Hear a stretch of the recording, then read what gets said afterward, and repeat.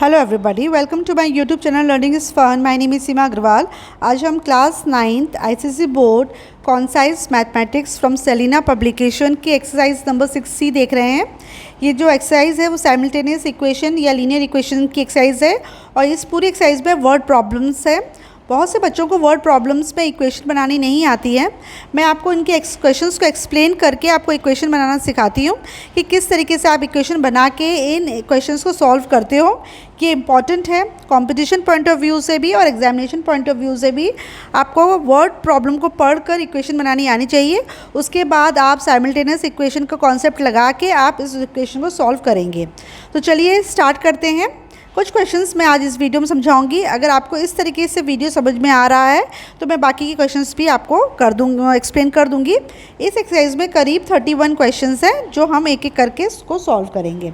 ठीक है, तो चलिए स्टार्ट करते हैं। Exercise number 6C question number 1 जो है वो मल्टीपल चॉइस क्वेश्चन है। फर्स्ट पार्ट बोल रहा है the sum of two positive numbers is 15 and their difference is 9, find the numbers. उन्होंने बोला कि दो पॉजिटिव होल नंबर्स हैं, उनका जो सम है वो 15 है और उनका जो डिफरेंस आ रहा है वो 9 है। तो बताओ वो नंबर्स क्या होंगे। जब इस तरह से इक्वेशन होती है, क्वेश्चन होता है, तो इक्वेशंस कैसे बनती है वो देखते हैं।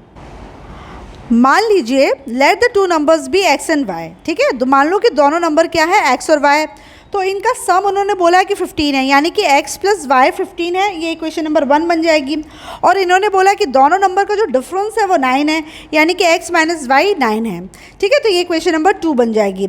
अब हम दोनों इक्वेशन को जब सॉल्व करेंगे तो plus y minus y cancel हो जाएगा और x प्लस एक्स 2x आ जाएगा। तो 2x इक्वल्स टू 15 प्लस 9 करोगे तो 24 हो जाएगा। x इक्वल्स टू क्या हो जाएगा, 24 डिवाइड बाई 2 यानी कि 12। तो इस तरीके से x की वैल्यू आ गई। अब आप इस x की वैल्यू को निकालने की, इनमें से कोई भी इक्वेशन में आप x की वैल्यू निकाल रखो तो आपको y की वैल्यू भी निकाल लोगे। तो मैंने पहली वाली इक्वेशन ली है x plus y equals to 15। उसमें मैंने जब x की वैल्यू रखी 12 तो ये बन जाएगा 12 प्लस वाई इक्वल्स टू 15। तो y इक्वल्स टू हो जाएगा 15 माइनस 12 यानी कि y की वैल्यू 3। तो इस तरीके से x की वैल्यू हम लोगों ने 12 निकाल ली और y की वैल्यू 3 निकाल ली। ठीक है, तो इस तरीके से हम वर्ड प्रॉब्लम को पढ़ के इक्वेशन बनाते हैं और उसको सॉल्व करते हैं। अब हम नेक्स्ट पार्ट देखते हैं। क्वेश्चन नंबर बी क्या कहता है। Question number B, the sum of numerator and denominator of a fraction is 22। कोई भी फ्रैक्शन है उसका जो न्यूमरेटर और डिनोमिनेटर को जब ऐड करते हो तो सम आता है 22। If numerator is 8 less than it's denominator the fraction is. अगर मान लो कि जो न्यूमरेटर की वैल्यू है वो डिनोमिनेटर की वैल्यू से 8 लेस है तो बताओ फ्रैक्शन क्या होगा। ठीक है, 4 ऑप्शंस दिए हैं, इनमें से एक आंसर इसका सही होगा। ठीक है, तो हम इसको कैसे इक्वेशन बनाएंगे इसकी। मान लो कि आपका न्यूमरेटर क्या है, x है ना, लेट द न्यूमरेटर भी x। तो डिनोमिनेटर क्या हो जाएगा, y। उन्होंने बोला था कि न्यूमरेटर और डिनोमिनेटर का जब सम करोगे तो 22 आएगा, यानी कि x प्लस वाई करोगे तो 22 आएगा। फिर उन्होंने बोला था कि अगर हम न्यूमरेटर में से न्यूमरेटर बराबर होगा अगर हम डिनोमिनेटर में से 8 नंबर माइनस कर देंगे तो x equals to y minus 8 इन्होंने दूसरी बार बोली थी। तो अब हम x की वैल्यू इक्वेशन नंबर 1 में रखते हैं। तो इक्वेशन नंबर 1 क्या बोल रही है, x plus y equals to 22। तो x की जगह आप क्या लिख लोगे, y माइनस 8। तो y minus 8 plus y equals to 22। y plus y करोगे तो y प्लस वाई करोगे तो 2y आएगा। माइनस 8 को इक्वल्स टू उस साइड ले जाओगे तो 22 प्लस 8 हो जाएगा। तो 2y इक्वल्स टू 30 हो जाएगा। y इक्वल्स टू क्या हो जाएगा, 30/2 यानी कि 15। राइट, अब y की वैल्यू आ गई। अब आप इक्वेशन नंबर 2 यानी कि x equals to y minus 8 में y की वैल्यू रखो।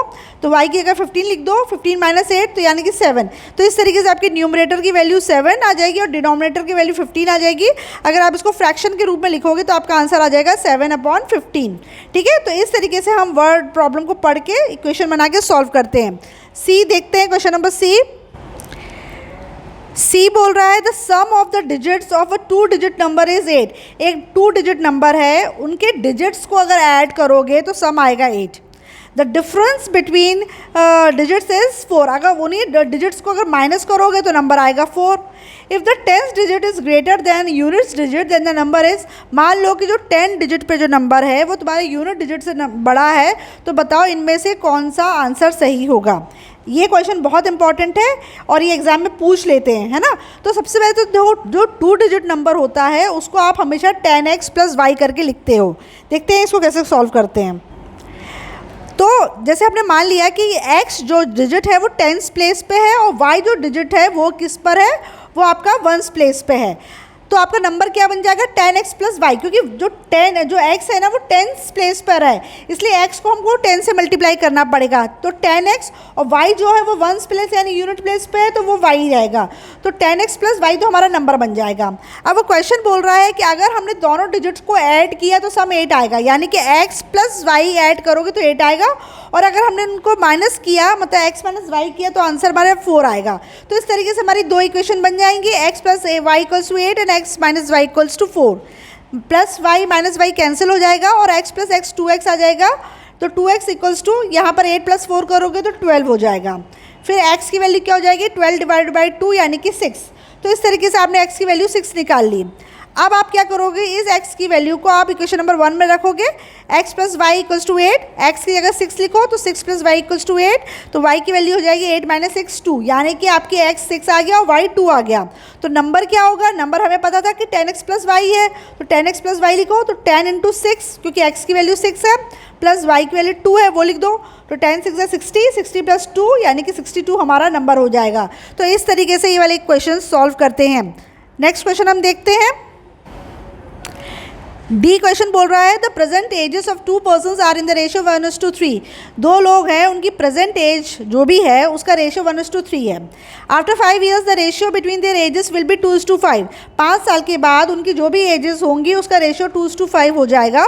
तो बताओ उनकी अभी प्रेजेंट एजेस क्या हैं। 10 ईयर्स 30 ईयर्स है कि 15 ईयर्स 45 ईयर्स है कि 20 ईयर्स 60 ईयर्स है या 12 ईयर्स 36 ईयर्स है। इसको सॉल्व कैसे करते हैं, तो ये इंपॉर्टेंट क्वेश्चन है और ये भी आपके कंपटीशन में पूछा जाता है, ठीक है, और एग्जाम्स में भी आता है। तो इसको कैसे सॉल्व करते हैं एक बार सीखो तो आप हमेशा के लिए इसको सीख जाओगे। तो कैसे करेंगे इसको, let the present ages of 2 person be x and y. मान लो कि दोनों लोगों की एज, एक की एज एक्स है और दूसरे की वाई है। तो क्वेश्चन के हिसाब से दोनों के एजेस का अगर हम रेशियो निकालेंगे एक्स अपन वाई तो इक्वल्स टू 1:3 यानी कि 1/3 हो जाएगा, है ना। इसको सॉल्व करोगे तो 3 क्रॉस मल्टीप्लाई करोगे तो 3x इक्वल्स टू वाई हो जाएगा, यानी कि वाई की वैल्यू हम 3x मान लेते हैं। 5 साल के बाद दोनों की एजेस क्या हो जाएगी, x में भी 5 ईयर्स जुड़ जाएगा और y वाले में भी 5 ईयर्स जुड़ जाएगा, है ना। 5 साल के बाद दोनों की जो एज होगी 5-5 साल बढ़ जाएगी, तो x प्लस 5 और y प्लस 5 हो जाएगी ये इनकी एज। लेकिन इक्वेशन के हिसाब से बोल रहे हैं कि अब जो रेशियो आएगा यानी कि वो x प्लस 5 और y प्लस 5 जो आएगा वो 2/5 उसका रेशियो हो जाएगा, ठीक है ना। मतलब 5 साल के बाद जो एज होगी उसका रेशियो 2:5 होगा, यानी कि 5 साल के बाद की एज क्या होगी x प्लस 5 और y प्लस 5, तो इसका जो रेशियो होगा वो 2/5 के बराबर होगा। अब हमने पहली वाली इक्वेशन में निकाला था कि y इज 3x, तो हम ये x प्लस 5 और y प्लस 5 में y की जगह हम लिख देंगे 3x प्लस 5। तो इक्वेशन क्या बन जाएगी x plus 5 upon 3x plus 5 equals to 2/5। जब क्रॉस मल्टीप्लाई करोगे तब आपकी वैल्यू हो जाएगी 5x plus 25 equals to 6x plus 10। तो 25 में से 10 माइनस करो क्योंकि प्लस 10 इस साइड आएगा तो -10 बन जाएगा, और 5x उस साइड जाएगा तो वो -5x, तो 6x माइनस 5x यानी तो x की वैल्यू 15 आ जाएगी। तो x की वैल्यू 15 आ गई और y आपको पता है 3x है, तो 3 इंटू 15 हो जाएगा, तो y की वैल्यू हो जाएगी 3 इंटू 15 यानी कि 45। तो x मतलब पहले वाली की एज 15 ईयर्स होगी और सेकेंड वाली की एज कितनी हो जाएगी 45 ईयर्स, ठीक है। तो इस तरीके से आप इस एज वाले क्वेश्चन को सॉल्व कर सकते हो। और देखो रेशियो भी देखो 1:3 हो ही रहा है, 15/45 करोगे तो 1:3 का रेशियो है। तो इस तरीके से हम पढ़ते जाते हैं क्वेश्चन को और उसको सॉल्व करते जाते हैं।